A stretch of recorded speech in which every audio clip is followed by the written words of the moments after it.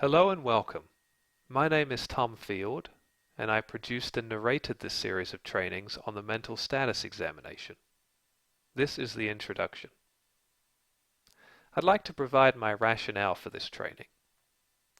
I think learning a new language is challenging for most of us. If we're learning a foreign language, for example, French or Spanish, it takes practice to fully master some of the nuances of that language. If we were learning French or Spanish, we might be listening to audio recordings of people speaking the language or even video recordings. And this training is going to function in a similar way. You're going to be learning about clinical language by viewing video case vignettes of clients presenting certain aspects of clinical language.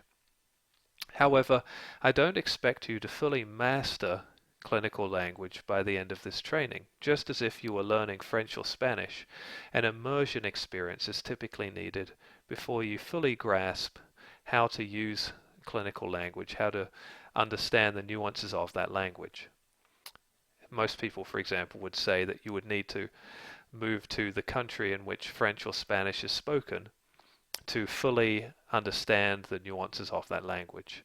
And by the same way, it's going to take some work with clients before you master clinical language. This goes back to my work in the field. When I was a master's level student, I was working at the same time in practice, in clinical practice.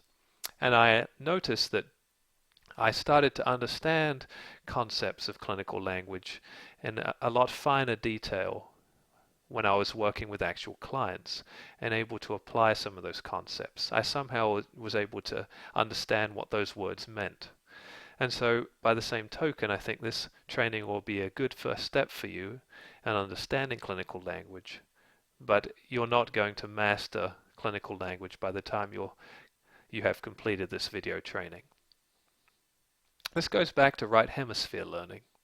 Most of us after we've worked in the field for a while, develop this intuitive sense of what's going on with the client, where to go next, what kinds of problems they might be experiencing. A lot of diagnosis and using clinical language has to do with this just right hemisphere unconscious implicit process whereby we just understand the client at this deeper level.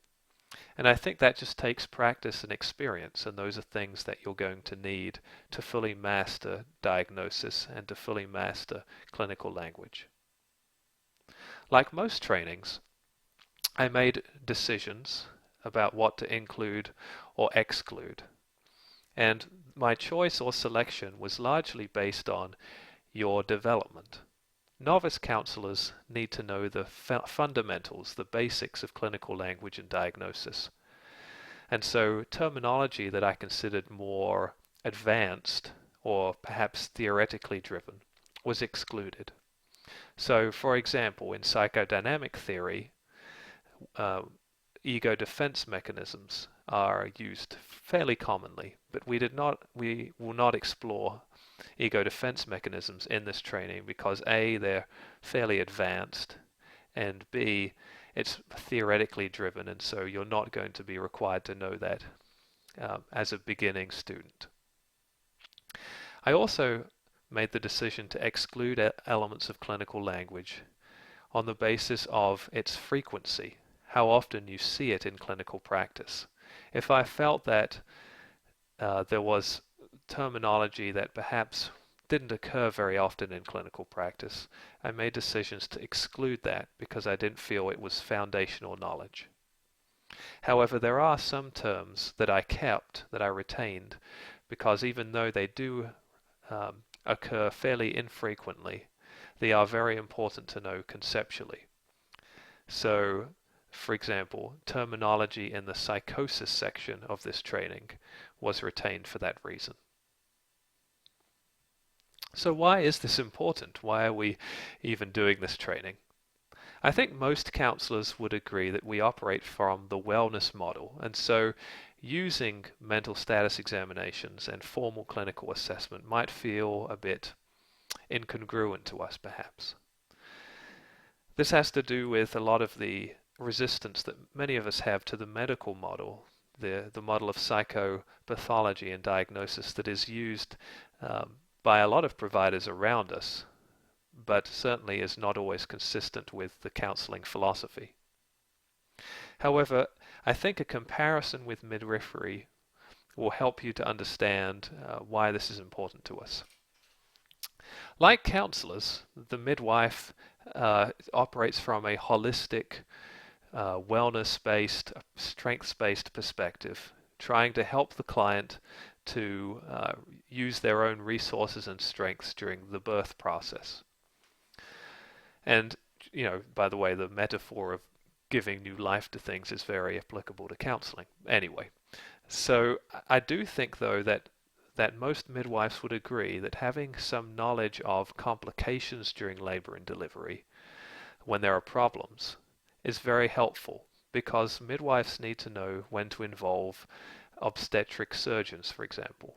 And by the same token, counselors need to know when there are significant problems going on with their clients that are going to require more specialized care.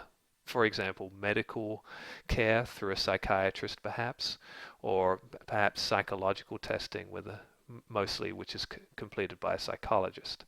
And so being able to deduce what is going on with a client and being able to understand if there are more significant issues of psychopathology is going to be helpful to you.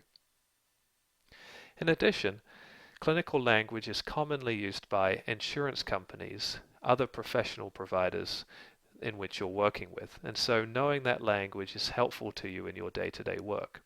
If you are trying to get reimbursement for services or trying to increase the number of sessions that you want to offer your client, having some knowledge of clinical language is going to be helpful when you're working with the insurance companies in the authorization process. In addition, if you're talking with medical professionals, psychiatrists for example, it can be very helpful to know clinical language because that's the language in which they operate. I also believe that clinical language in many ways is the building blocks of diagnosis. And as counselors, having an accurate diagnosis is very important to treatment planning, knowing what's really going on with a client.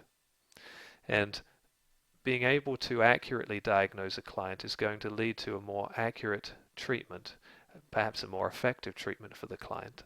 And so those foundational building blocks are important for counselors to know.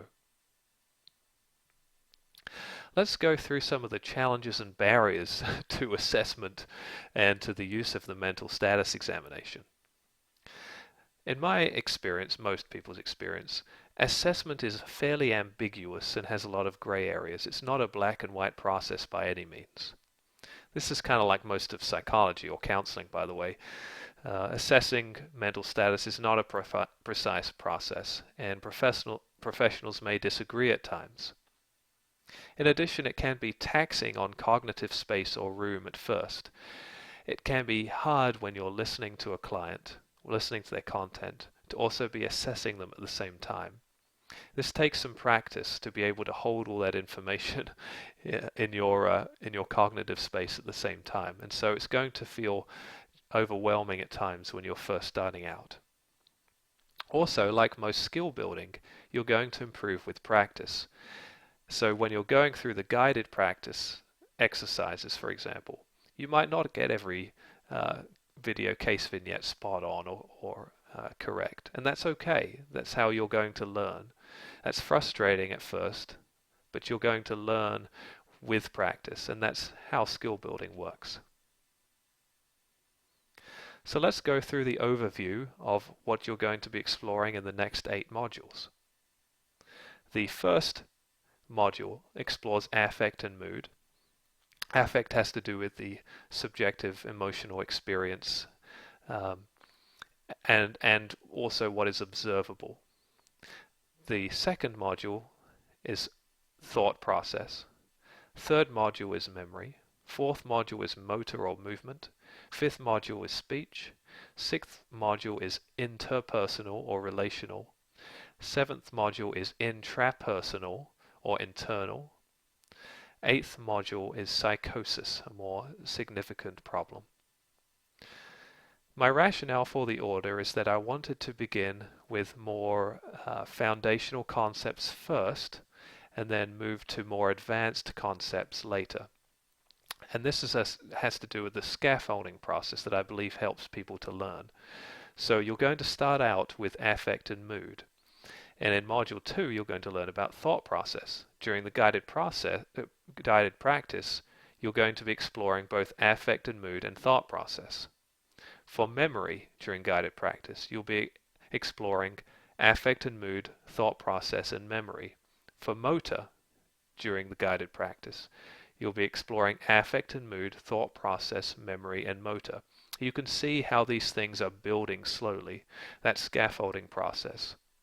I think affect and mood and thought process are very important concepts to understand foundationally as well. So I wanted to include those first because you're going to be practicing those things 7 or 8 times versus psychosis you might only practice once. And so I wanted to include the more important aspects of the mental status exam early. There's going to be some in-class practice involved as well. So during this course, you're going to be meeting with a partner and doing some assessment. And at the end of that assessment, you're going to be writing up a brief progress note. And you're going to be using mental status examination terminology during that progress note. At the end of this training, there's going to be a test, kind of like an exam, if you will. And we're going to explore that in a minute. We're also going to be following a handout as we go along, and that might be helpful to you to review for the test as well. The handout has all of the terminology that we look at in these 8 modules, and so it'll be helpful for you to go back and review that as we are going along here. You can use scrap paper if you'd like during guided practice exercises. There's also an outline available on Blackboard that you can fill out, some boxes that you could fill out for each of the practice exercises. And for each practice exercise, by the way, the guided practice, I will ask you to pause the video after I've shown, pause the training video after I've shown the client video. And write down some of your initial thoughts about the mental status examination assessment. And then I'm going to be providing the responses that I had to the mental status examination, and that way you can compare your notes with the assessment that I made, and then by that you'll be able to identify where you're leaning correctly or incorrectly and modify your approach based on that. It's also important to understand that there are going to be elements of the mental status examination that you can't assess really, especially during these video case studies. Some of the client video vignettes are fairly brief, perhaps 20 seconds at times. And there are elements of the mental status exam that aren't really going to be evident when you're watching the video case study. So in those cases, it's okay to write in unable to assess for that aspect of the mental status examination. For example, if we're watching a video case study that doesn't really explore the client's memory, you don't really know if their memory is intact, if they seem to be memorizing things fairly well, or if they're forgetting things, you just don't know that yet. You can write in unable to assess there for that piece of the mental status exam. So let's look at the end of training test, just so you know what's expected at the end of this training module. So after you have viewed all 8 sections of the mental status exam, you're going to review your materials and notes. The exam will comprise 4 video recordings, each featuring different clinical presentations. The same actor will bring to life the different clinical presentations for all 4 recordings.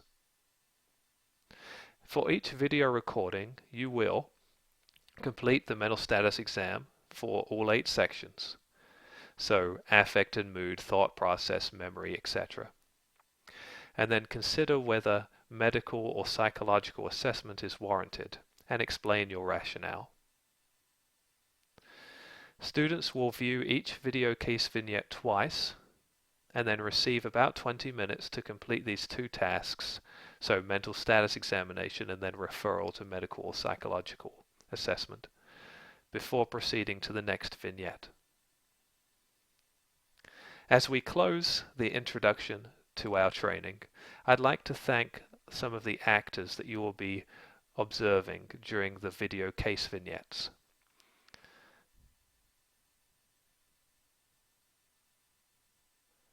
Thank you for listening to this introduction, and I hope that you feel ready for the first part, affect and mood.